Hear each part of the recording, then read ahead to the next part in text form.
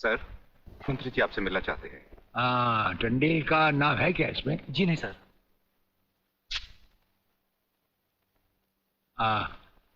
आज तो हम अपना एक एक मिनट दूसरों को दे चुके हैं, दम लेने की भी फुर्सत नहीं होगी। ऐसा करो, मंत्री जी को कल दोपहर के बाद की कोई भी अपॉइंटमेंट दे दो। Okay sir. Sir, you can't meet him today. अरे अंग्रेजी को मारो गोली और हिंदी में समझो। इस राज्य के मंत्री से मिलने के लिए उसके पास वक्त नहीं है। मैं पूछता हूँ वो हमारी खाता है या हम उसकी? इसमें आपकी और हमारे खाने की बात कहां से आ गई? तो ये है ब्रिगेडियर, आप यहां अचानक आप पधारे हैं और हम आज का सारा वक्त औरों को दे चुके हैं। आखिर हम सब जनता ही के तो सेवक हैं। कुर्सी मिलने पर ये समझ लेना कि सारी सरकार आप ही की है, इसे हम कैसे मान लें? आप मुझे ये न समझाएं कि सरकार किसकी है। आप सिर्फ इतना समझिए कि आप एक सरकारी नौकर हैं और आपके सामने खड़ा हुआ ये इंसान इस राज्य का मंत्री है। खादी के कपड़े पहनने से और टोपी लगा लेने से कोई महात्मा गांधी नहीं बन जाता। और सुनिए, हमें नेताओं की भाषा ना तो पहले समझ आई थी और ना कभी आएगी। भाषा छोड़ो ब्रिगेडियर, मैं जो आपसे कहना। आपने जो कुछ भी कहना है कल कह लीजिएगा, आपकी अपॉइंटमेंट नोट करवा दी गई है।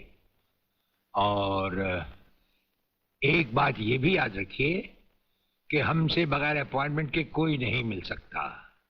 और जहां तक हमारा ताल्लुक है, हम किसी से भी किसी वक्त भी कहीं भी मिल सकते हैं, हमारा जब दिल चाहे। शायद आपने वो लेटर नहीं पढ़ा जो सेंट्रल गवर्नमेंट ने आपको भेजा है। उसमें खासुल खास ऑर्डर है कि हमारे किसी भी काम में कोई भी दखल अंदाजी नहीं कर सकता। नमस्कार। नमस्कार।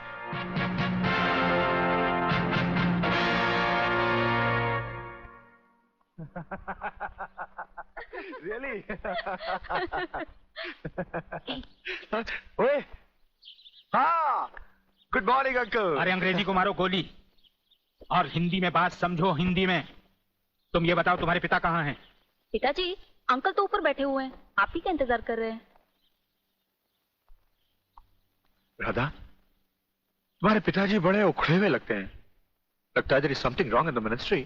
अरे रॉन्ग हो या राइट, यही समझना होता तो मैं भी तुम्हारी तरह खादी के कपड़े पहन लेता। अरे सरकारी लेटर से मुझे क्या लेना देना?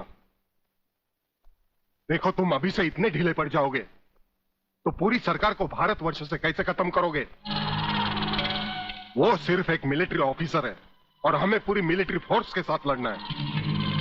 भूल जाओ सारी बातें और फाड़ दो वो लेटर। देखो, उसका ट्रांसफर ना हो तो ना सही, उसकी बातें हमें पता न चले तो न सही, लेकिन उसकी मौत का बंदोबस्त तो मैं कर सकता हूं। प्रलयनाथ, वो मर गया तो ये नेता भी कुर्सी समेत जल गया, समझो। वो मरेगा भी और तुम कुर्सी के साथ जियोगे भी। अब किसकी बारी जनरल साहब? ब्रिगेडियर सूर्यदेव सिंह की। मारे जाने वाले पुलिस के उन शहीदों की याद में ये ज्योत बनाई गई है जिन्होंने कानून की रक्षा करते हुए अपने प्राणों की आहुति दी। आज के इस समारोह के मुख्य अतिथि माननीय मंत्री श्री जीवनलाल टंडेल हैं।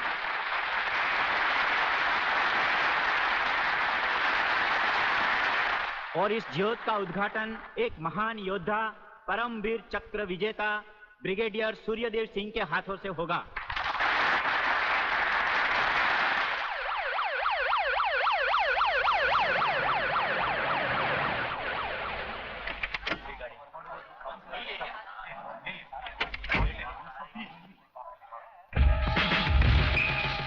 Welcome, welcome.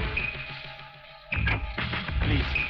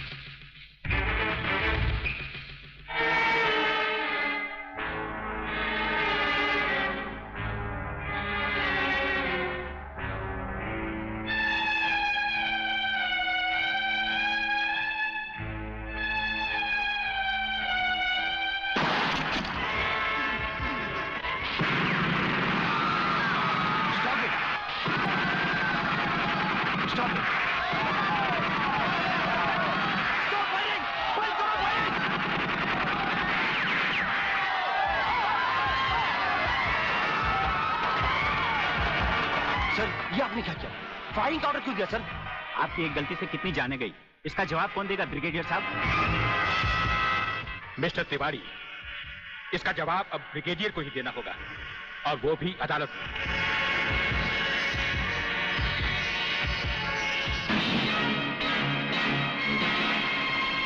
योर ऑनर, शहीद स्मारक पर हुए गोलीकांड के जिम्मेदार ब्रिगेडियर सूर्यदेव सिंह ही हैं।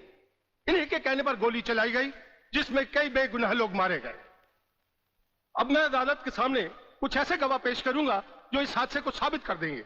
सबसे पहले मेरे गवाह हैं municipal councillor mister M.K. Tiwari.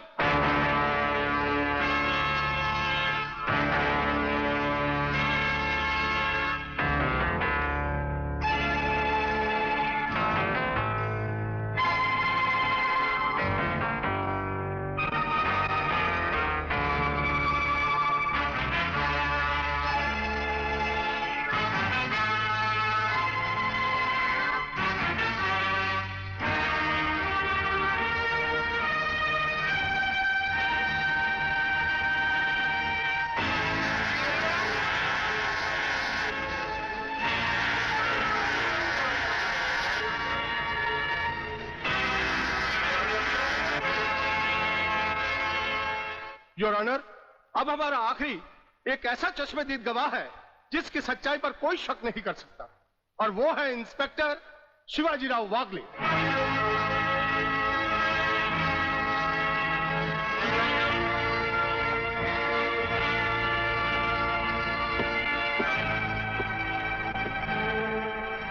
मैं गीता पर हाथ रखकर कसम खाता हूं, जो भी कहूंगा, सच के अलावा कुछ नहीं कहूंगा।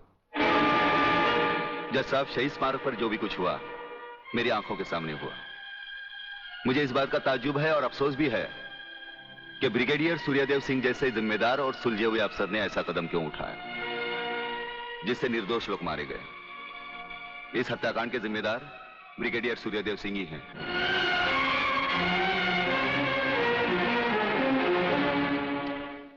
ब्रिगेडियर सूर्यदेव सिंह, अदालत ने आपके खिलाफ सारे बयान सुने। आप अपनी सफाई में कुछ कहना चाहेंगे या आपका कोई वकील है? हम अपनी डिफेंस खुद करेंगे, सिर्फ आपकी इजाजत चाहिए। इजाजत है? आप गीता पर हाथ रखकर कसम खाइए, जो भी कहेंगे, सच के सिवा कुछ नहीं कहेंगे। जज साहब, क्या अदालत को यकीन है कि गीता और कुरान या बाइबल जैसे पवित्र ग्रंथों पर हाथ रखकर जो गवाहियां दी जाती हैं वो सच होती हैं? अगर इन कस्मों के बावजूद भी गवाह सच नहीं बोलता तो फिर अदालत में इन पवित्र ग्रंथों का अपमान किस लिए जज साहब?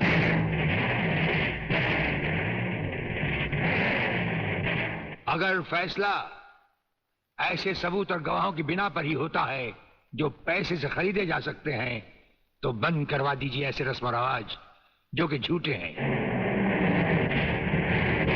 ये मुकद्दस ग्रंथ हमारे धर्म और ईमान का ताज है, हमारी जिंदगी की बुनियाद है। हम ये कसम खाएं भी तो कैसे खाएं? यह अदालत आपकी दलीलों की कदर करती है ब्रिगेडियर साहब, लेकिन यह अदालत की बरसों पुरानी रस्म है जो मैं नहीं बदल सकता। तो फिर हम भी अपने जमीर के खिलाफ नहीं जा सकते, चाहे वो अदालत हो या जंग का मैदान। आप अपना फैसला सुनाकर अदालत की रस्म को पूरा कीजिए। तमाम सबूत और गवाहों के बयानात को मद्देनजर रखते हुए यह अदालत इस नतीजे पर पहुंची है कि शहीद स्मारक पर बेगुनाहों पर पुलिस ने गोली ब्रिगेडियर सूर्यदेव सिंह के कहने पर चलाई। इसलिए यह अदालत ब्रिगेडियर सूर्यदेव सिंह को 1 साल कैद की सजा सुनाती है।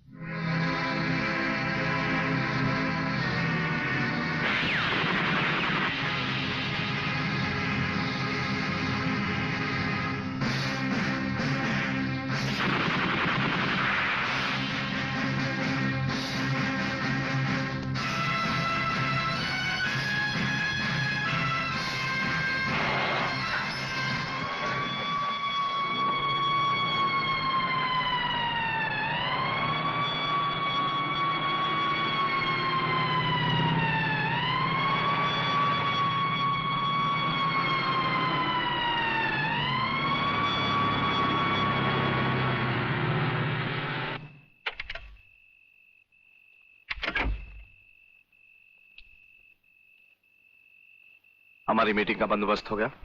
Yes sir. सूर्यदेव सिंह को आप जेल के तहखाने में मिल सकते हैं। गवर्नमेंट डिसिप्लिनरी एक्शन का मामला है, इसलिए हमारे साथ हमारे सेक्रेटरी के अलावा और कोई नहीं जाएगा। Right sir. This way please.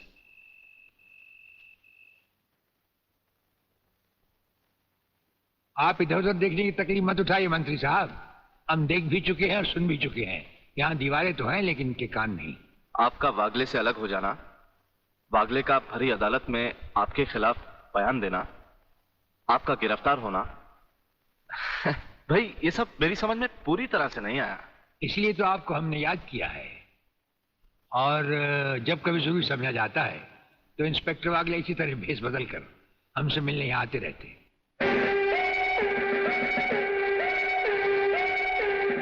Sir, brigadier साहब का हमसे अलग होना, जेल में आ जाना, इससे दुश्मन हमें कमजोर समझकर लापरवाह हो जाएंगे और उनकी इसी लापरवाही का फायदा उठाकर हम उनकी जड़ें आसानी से काट सकते हैं।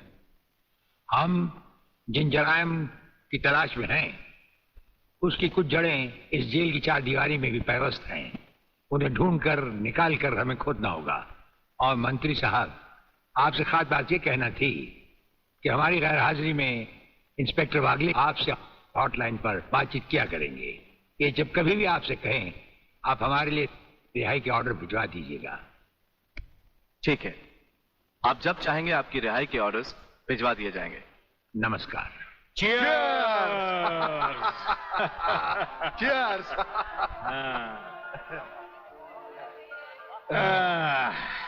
नया साल बहुत बहुत मुबारक हो प्रलयनाथ। नया साल तुम्हें मुबारक और सूर्यदेव सिंह का जेल जाना मुझे मुबारक। राधा बिटिया कहीं नजर नहीं आ रही। नजर तो तुम्हारा बेटा रसिक नाथ भी नहीं आ रहा। अरे भाई, इन नौजवान लोगों का हम बूढ़ों से क्या मतलब? मना रहे होंगे कहीं नया साल अपने जवान दोस्तों के साथ। प्लीज रसिक, ऐसा मत करो ना। अगर ऐसा नहीं करूंगा तो नए साल का सेलिब्रेशन अधूरा रह जाएगा मेरी जान। रसिक, तुम जानते हो मैं तुम्हारे बच्चे की माँ बनने वाली हूँ। माँ? यानी प्रेग्नेंट?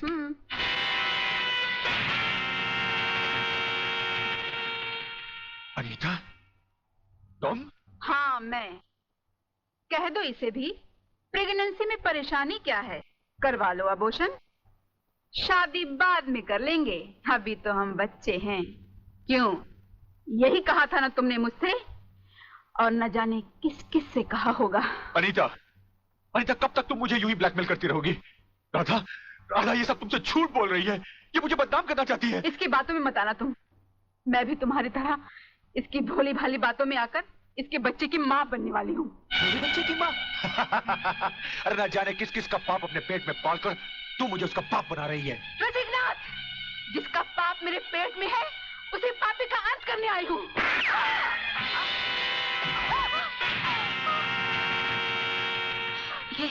ये तुमने क्या किया? रसिक, तुमने इसे मार डाला? तो और क्या करता? हजारों औरतें जबरदस्ती मेरे गले पड़ रही थी। आज मैंने तुम्हारी सही शक्ल देख ली है रसिकनाथ। अगर ये एक बाजारू औरत थी तो तुम भी एक बाजारू कुत्ते हो जो जगह जगह मुंह मारते फिरते हो। मैं आज तुम्हारा भांडा फोड़ कर रहूंगी। मैं अभी पुलिस को फोन करती हूँ। साली, ज्यादा समझदार बनने की कोशिश की तो तेरा भी यही आशा कर दूंगा, समझे?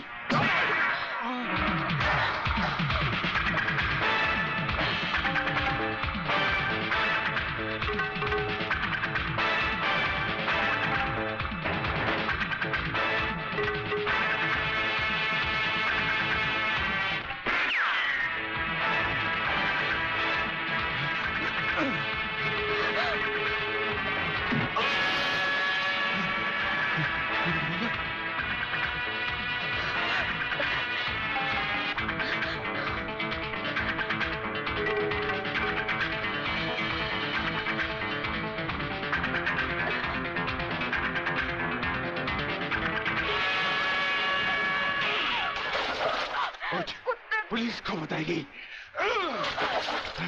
पुलिस को बताएगी। जिंदा रहेगी तो पुलिस को बताएगी ना।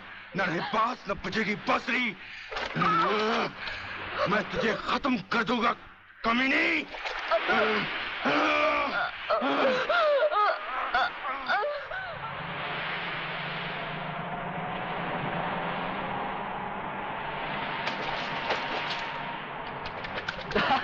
तो पीने का मजा ही नहीं आता। अरे क्या हुआ?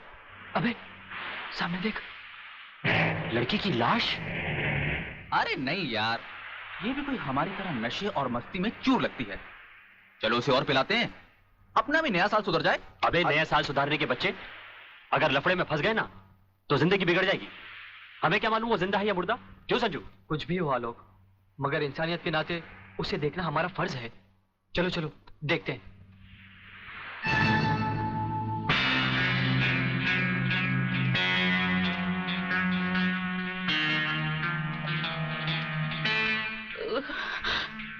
मुझे मत मारो प्लीज।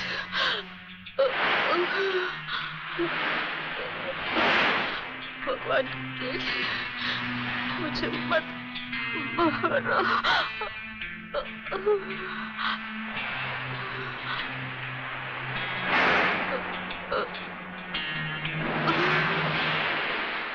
अरे ये तो फिर से बेहोश हो गई। लगता है किसी ने इसे बहुत मारा है। चलो इसे अस्पताल ले चलते हैं। डॉक्टर साहब। यस, क्या बात है? डॉक्टर साहब, ये लड़की बहुत सीरियस है, आप बचा लीजिए प्लीज। लड़की? कहाँ है लड़की? कौन है ये? हम नहीं जानते। तुम नहीं जानते तो इसे लेके क्यों आए हो? कहां से लाए हो? बीच से। ये हमें बीच पर बेहोशी की हालत में मिली थी। बेहोशी की हालत में?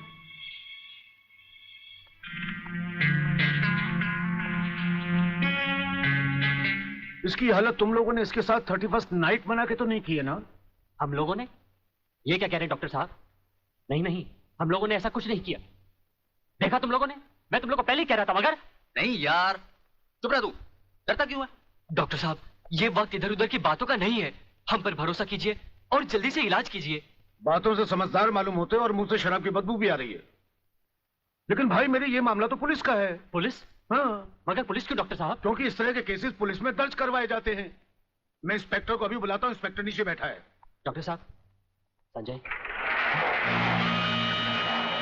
आप लोग बैठिए। इंस्पेक्टर, कहाँ गए वो लोग? साहब, हम लोगों को मार के वो दोनों भाग गए। क्या बात है डॉक्टर साहब, आप इतने परेशान क्यों हैं? इंस्पेक्टर साहब, पता नहीं वो 3 लड़के इस लड़की को बेहोशी की हालत में यहाँ लाए। मैं आपको बुलाने गया, इतने में वो भाग गए। भाग गए?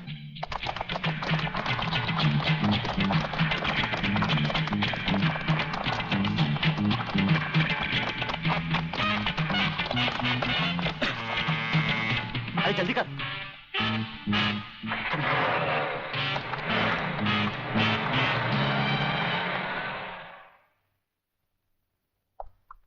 सर, ये है उस लड़की की मेडिकल रिपोर्ट।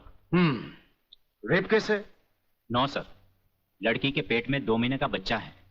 लड़की को होश आया? No sir.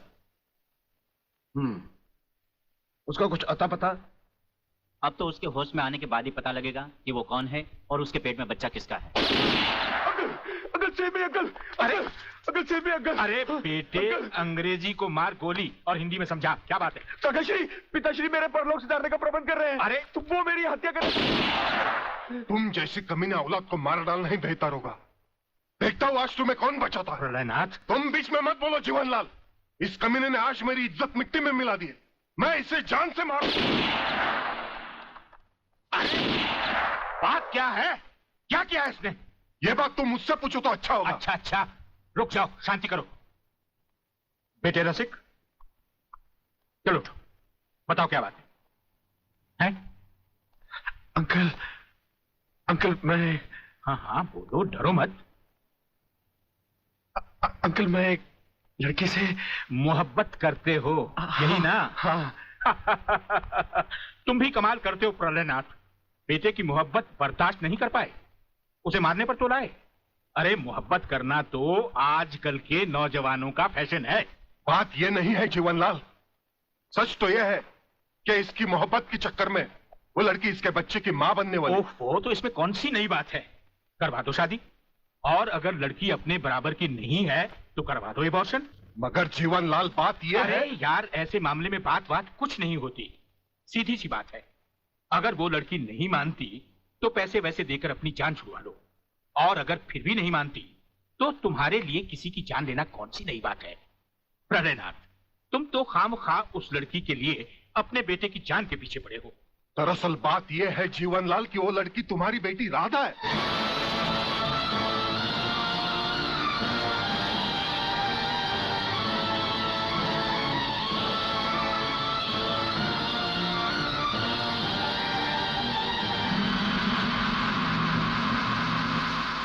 सारी चीजें दर्ज कर ली? जी साहब। और हाँ, इस डेड बॉडी को जल्द से जल्द पोस्टमार्टम। साहब, ये पर्स मिला है।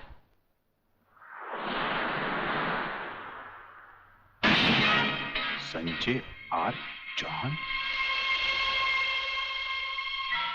मेरा पर्स बीच पर या अस्पताल में गिरा है। अगर वो पुलिस को मिल गया तो कहीं हम फंस ना जाए। नहीं यार, अरे जब हम लोगों ने कुछ बुरा किया ही नहीं है तो हम फंस क्यों जाएंगे? अरे मैंने पहले ही कहा था कि इस चक्कर में मत पड़ो, उल्टे फंसेंगे। लेकिन मेरी सुनी किसने थी? मैं कहती हूँ डर डर के कब तक ये बात सबसे छुपाते रहोगे। चलो माँ जी को सब सच बता देते हैं, सब ठीक हो जाएगा।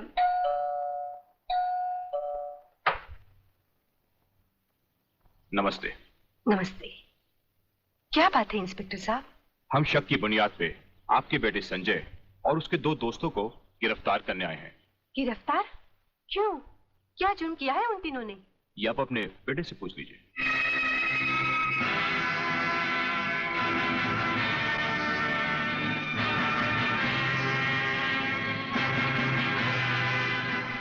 वाह गोटिया वाह, क्या खुशखबरी लाया है।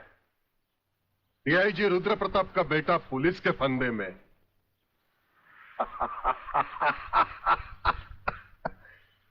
बाप ईमानदारी की मौत मर गया, अब बेटा कानून की मौत मरेगा।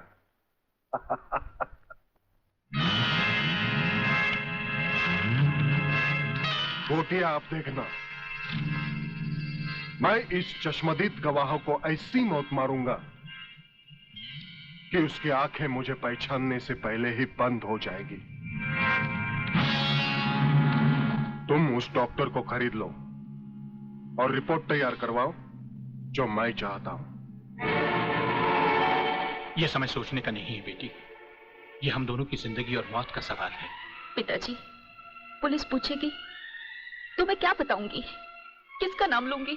पुलिस को तुम ये बताना कि तुम्हारे साथ बलात्कार हुआ है।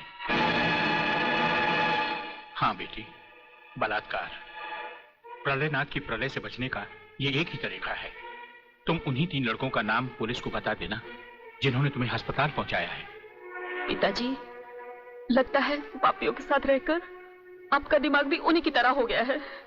आप ये कह रहे हैं मैं उन लड़कों को फांसी के फंदे तक पहुंचा दूं जिन्होंने मेरी जिंदगी बचाई? नहीं पिताजी, मैं ऐसा हरगिज नहीं करूंगी, हरगिज नहीं करूंगी। बेटी, इतिहास गवाह है, आदमी ने अपनी जान को बचाने के लिए अपने ही भाइयों की लाशों को कुचला है। ये दुनिया का नियम है बेटी। फिर वो तीनों हमारे लगते भी क्या हैं? अगर उन्हें फांसी लग भी गई तो हमारा क्या जाएगा? बेटी, उन लोगों की जिंदगी से कहीं ज्यादा कीमती हमारी जिंदगी है। पुलिस को वही बताना जो मैंने तुम्हें कहा है। मगर गुप्ता जी, किसी के सपने पूरे करने के लिए किसी के अरमानों का गला तो नहीं घोटना चाहिए। ये पाप है। राधा तो प्रेग्नेंट है और आपने पैसे के लिए उसके बलात्कार की गलत रिपोर्ट तैयार कर दी। तुम मेरे सीनियर हो या मैं तुम्हारा सीनियर, पेशे का सबक मुझे मत सिखाओ, समझे? सीनियर और जूनियर का मतलब ये तो नहीं सर कि आप कुछ भी करें और मैं चुपचाप देखता रहूं। ऐसा कभी नहीं होगा। मैं आपकी गलत रिपोर्ट पर हरगिज साइन नहीं करूंगा जो उन 3 निर्दोषों को फांसी के फंदे तक पहुंचा दे। डॉक्टर सिन्हा, आज से 5 साल पहले डॉक्टर श्रीवास्तव ने इसी तरह की एक गलत रिपोर्ट पर साइन करने से इनकार कर दिया था। गुंडा स्वामी के आदमियों ने उसे 6ठी मंजिल से नीचे फेंक दिया और पुलिस ने उसकी मौत को आत्महत्या समझकर उसकी फाइल हमेशा हमेशा के लिए बंद कर दी। अगर तुम भी उसी राह पर चलना चाहते हो तो एज यू विश। इंस्पेक्टर साहब, मैं कहती हूँ ये कहाँ का न्याय है? कैसा कानून है जो 3 मासूमों को सोचे समझे बिना हवालात में बंद कर दिया? मैं पूछती हूँ क्या हो गया है इस देश के कानून को? अगर पुलिस वाले इस तरह पुलिस स्टेशन में सोते रहे तो निर्दोष लोग जेल में नहीं जाएंगे तो कहाँ जाएंगे? उठो! कौन तुम? नींद की गोली खाकर सोया है या गांजे की? दिखता नहीं क्या? लड़की हूँ मैं, आलोक की बहन, जिसे तुम्हारे कोई बहादुर इंस्पेक्टर ने बलात्कार के जुर्म में पकड़ा है। कहाँ है वो इंस्पेक्टर? मैं उससे मिलना चाहती हूँ। सलाम साहब। साहब? अच्छा, तो आप ही है वो साहब। मैं पूछती हूँ, तुम पुलिस वालों को हुआ क्या है जो गुनहगार को निर्दोष और निर्दोष को गुनहगार समझ लेते हैं? सुना था कानून अंधा होता है, मगर तुम्हें तो भगवान ने एक नहीं दो दो आंखें दी है, और वो भी चील की तरह मोटी मोटी। क्या वो तीनों तुमको किसी भी तरह से बदमाश लगते हैं? अरे मेरा भाई आलोक, वो तो किसी लड़की से बात करते हुए भी कांपता है, वो किसी पे बलात्कार क्या करेगा? खाक। वागले बेटे, ये तो लाल मिर्च है तीखी तीखी। हाथ लगाओ तो हाथ चले, मुंह लगाओ तो मुंह चले, दिल लगाओ तो दिल चले। ये तेरी बीवी बनने के लायक है। अरे इस तरह घूर घूर के क्या देख रहे हो? पहले कभी लड़की नहीं देखी क्या? लड़कियां तो बहुत देखी, लेकिन तेरे जैसे तीखी पहली बार देखी। क्या तीखी? क्या नाम है तुम्हारा? शांति शांति शांति शांति शांति शांति। वाह, क्या कमाल का नाम रखा है चुन के माँ बाप ने, शांति, जो इस देवी के चेहरे और जुबान से शहद की तरह टपक रही है। हाँ? हंस क्या रहे हो दांत निकाल कर? मुझे अपने भाइयों से मिलना है। हवलदार, मिलने दो इसे। साहब, उन तीनों को अस्पताल ले गए हैं शिनाख्त के लिए। संजय चौहान, आलोक वर्मा और अली खान, यही वो 3 लड़के हैं जो आपको अस्पताल में छोड़कर भाग गए थे। क्या इन्होंने आपके साथ बलात्कार किया?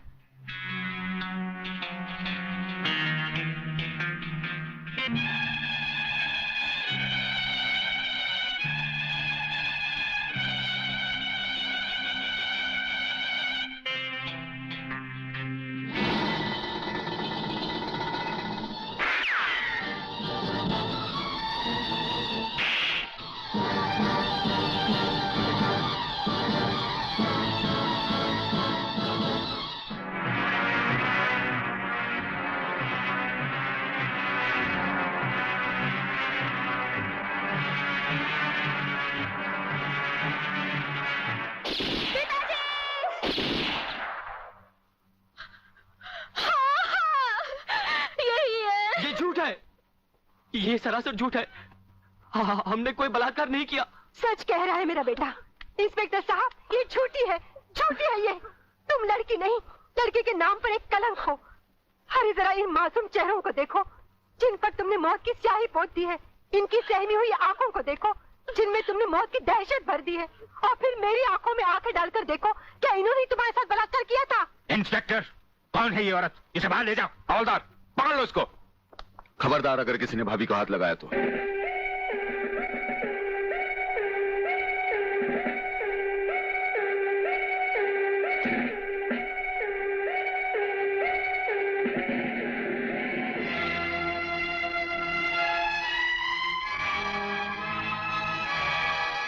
इंस्पेक्टर फागले, आप जानबूझकर अनजान बन रहे हैं।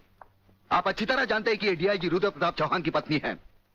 याद है डीआईजी रुद्र प्रताप चौहान, जिनके अंतिम संस्कार पर आपने लंबा चौड़ा भाषण झाड़ दिया था, जो आज भी हम पुलिस डिपार्टमेंट के लिए आदर्श है, उनकी पत्नी है। तो ये भी किसी मामूली आदमी की बेटी नहीं है। ये इस राज्य के मंत्री जीवन लाल टंडेल की बेटी है। और जानते हो इन तीनों ने इसके साथ क्या नर्क किया है? कुछ नहीं किया। ये किसी की साजिश है जिसमें इन तीनों को फंसाया जा रहा है। लेकिन मैं भी दूध का दूध और पानी का पानी करके रहूंगा।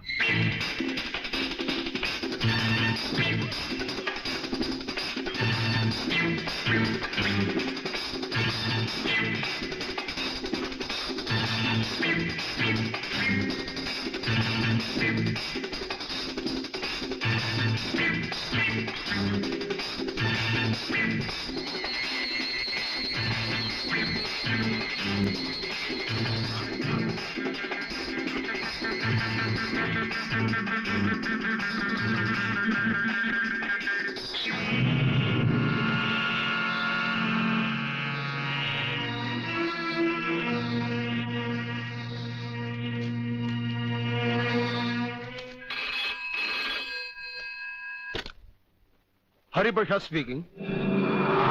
जज साहब, मैं प्रलयनाथ गुंडा स्वामी बोल रहा हूं। Your honour, dancer miss Anita Chaudhary की लाश का समुद्र के उसी किनारे से मिलना और उसी जगह से राधा टंडेल के कपड़े और सैंडलों का मिलना, इंस्पेक्टर वागले को मिली हुई गोली और अनीता चौधरी के पेट से निकली हुई गोलियों का एक ही रिवॉल्वर से चला होना और उस रिवॉल्वर पर किसी और की उंगलियों के निशान होना यह साबित करता है कि इस केस में किसी और का भी हाथ हो सकता है। इसलिए जब तक ये बातें खुलकर अदालत के सामने नहीं आती, मैं अदालत से दरख्वास्त करूंगा कि इन तीनों की जमानत मंजूर कर ली जाए। योर ऑनर, मेरे फाजिल दोस्त ने बड़ी आसानी के साथ कह दिया कि इस केस में किसी और का हाथ भी हो सकता है, लेकिन ये बात कहते हुए मेरे फाजिल दोस्त भूल गए कि अनीता चौधरी की लाश के पास संजय चौहान का पर्स भी मिला है। Your honour, miss Radha Tandel जिनके साथ बलात्कार हुआ, उन्होंने अस्पताल में पुलिस इंस्पेक्टर के सामने इन तीनों की शनाख्त की है। योर ऑनर, इसके अलावा डॉक्टर गुप्ता की रिपोर्ट मौजूद है। इन तमाम बातों से जाहिर है योर ऑनर कि रेप और मर्डर इन्हीं तीनों ने एक साथ मिलकर किया है। लिहाजा मेरी कोर्ट से गुजारिश है कि इनकी जमानत किसी भी कीमत पर मंजूर नहीं की जाए। सरकारी वकील की दलीलों को मद्देनजर रखते हुए यह अदालत संजय चौहान, आलोक वर्मा और अली खान की जमानत नामंजूर करती है और इन्हें पुलिस की हिरासत में रखने का हुक्म देती है।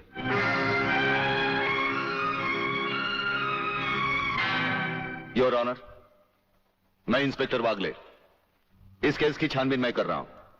अदालत से इस केस के बारे में कुछ कहने की इजाजत चाहता हूं। इजाजत है। Thank you sir.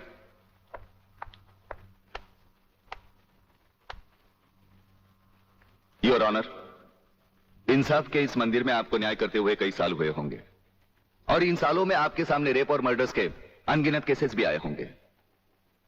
क्या उन अनगिनत केसों में आपके सामने कोई ऐसा केस आया है जहां कत्ल और बलात्कार करने वाले ने जिसके ऊपर बलात्कार किया है उसे खुद अस्पताल पहुंचाया हो? ये तो अभी तक सुना नहीं कभी। सही कह रहा है ये कुछ ना गड़बड़ जरूर है। बहुत बड़ी ऑर्डर, ऑर्डर। इंस्पेक्टर वागले, मुझसे सवाल करने की बजाय आप इस केस में रोशनी डालिए। वही कोशिश कर रहा हूं सर। अदालत सरकारी वकील की जिन दलीलों को मद्देनजर रखते हुए इन लड़कों की जमानत नामंजूर कर रही है, मैं उन्हीं दलीलों के बारे में कुछ कहने की इजाजत चाहूंगा। इजाजत है। सरकारी वकील का कहना यह है कि अनीता चौधरी की लाश के पास संजय चौहान का पर्स मिला। हो सकता है बेहोश राधा टंडेल को उठाते वक्त वो पर्स वहां गिर गया हो। अब इनका कहना यह है कि राधा टंडेल ने इन लड़कों के खिलाफ बयान दिया है। यह भी तो हो सकता है कि वो बयान उसे किसी के दबाव में आकर दिया हो। जिस डॉक्टर ने बलात्कार की रिपोर्ट बनाई वो भी खरीदा गया हो। आपकी इन दलीलों से अदालत अपना फैसला नहीं बदल सकती। यह फैसला आप जबरदस्ती इन पर लाद रहे हो। इंस्पेक्टर वागले, अगर मैं चाहूं तो अदालत की तौहीन के जुर्म में मैं तुम्हें अभी टर्मिनेट कर सकता हूं। कोई परवाह नहीं है मुझे इस बात की। मेरा तो विश्वास उठ गया इस कानून से। कौन सा कानून, कैसा कानून? यह कानून तो चंद मुजरिमों की रखेल बन बैठा है। इसलिए लोग अदालत का दरवाजा खटखटाने के बजाय गुंडों की चौखट चूमते हैं। Take him out of the court. अगर जिंदगी में किसी से रिश्वत ना ली हो तो ही मुझे हाथ लगाना।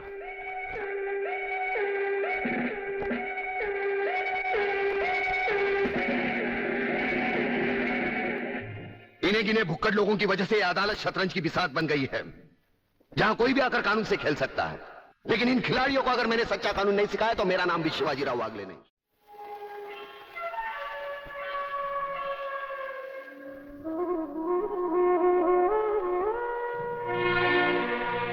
नहीं यार, इस तरह तो हिम्मत हार के हम बिना फांसी के ही मर जाएंगे। ये क्या हो गया तुम दोनों को यार?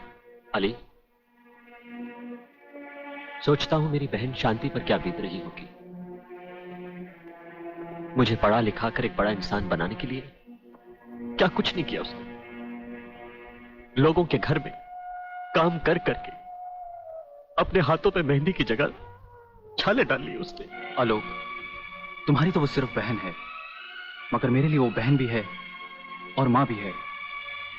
अगर बचपन से ही उसका प्यार मुझे ना मिला होता तो शायद ये अनाथ सड़कों पर ही अपना दम तोड़ देता। मेरी मां पर भी क्या बीत रही होगी। वो तो रो रो कर पागल हो गई होगी। अगर मुझे कुछ हो गया तो उसका भरोसा भगवान पर से भी उठ जाएगा। तुम इन 3 लड़कों के केस में कहां उलझ गए? हो सकता है इन बच्चों का केस महज इत्तेफाकी हो। इत्तेफाक नहीं है सर।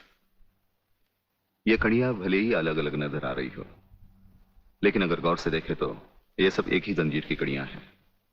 जिसमें एक न एक दिन जीवनलाल टंडन, रसिकनाथ और गुंडा स्वामी की कलाइयां फंसेंगी। ये इत्तेफाक नहीं है सर, इत्तेफाक नहीं है।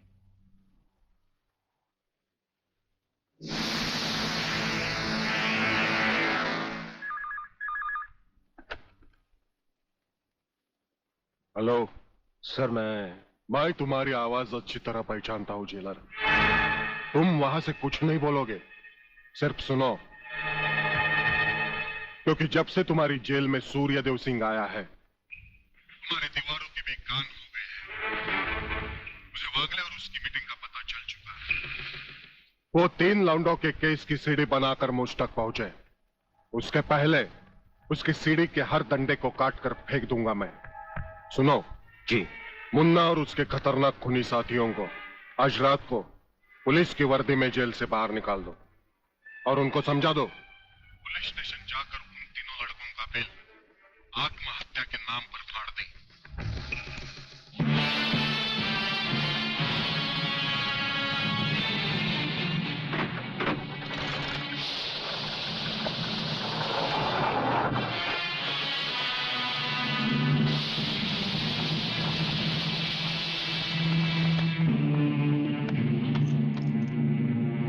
टेलीफोन का वायर काट दो,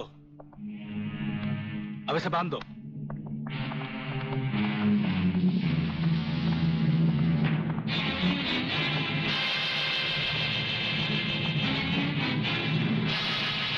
डरो मत, तुम्हारी जमानत हो चुकी है, हम लोग तुम्हें रिहा करने आए हैं।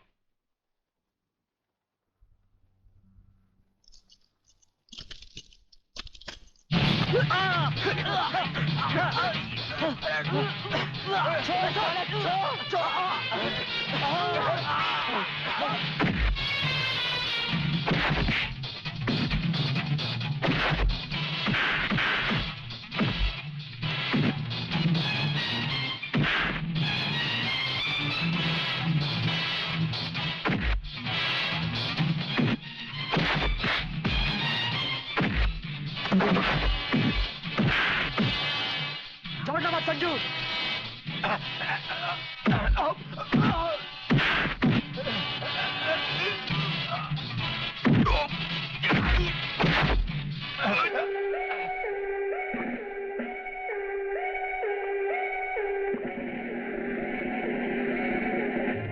क्या बकते हो?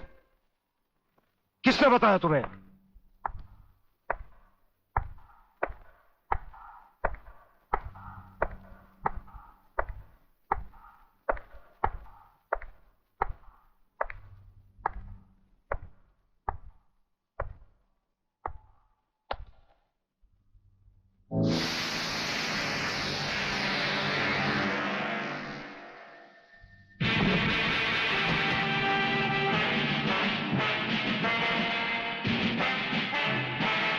कुछ ही देर पहले तुम जेल की कोठरी में बंद थे, फिर वहां से निकले कैसे?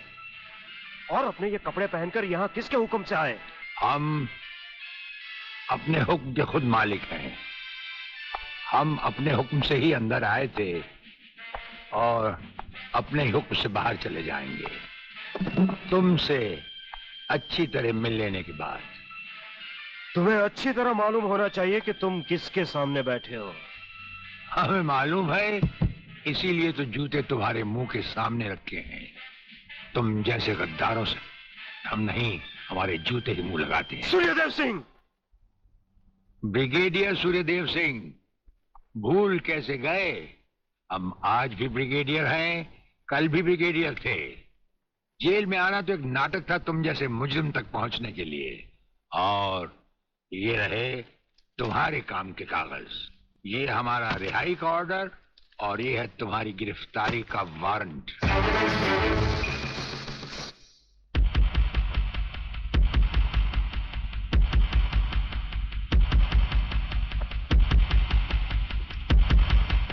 याद करो वो दिन जब तुमने ये वर्दी पहनने से पहले एक कसम खाई थी। याद करो। हम कसम खाते हैं कि हम पूरी ईमानदारी और वफादारी से देश और कानून की रक्षा करेंगे।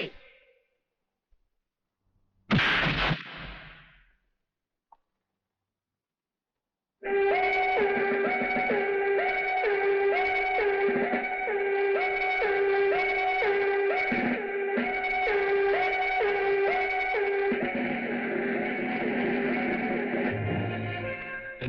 की बारात में ये वर्दी वाला दूल्हा नहीं जाएगा वागले। इसके भी कपड़े उतार डालो।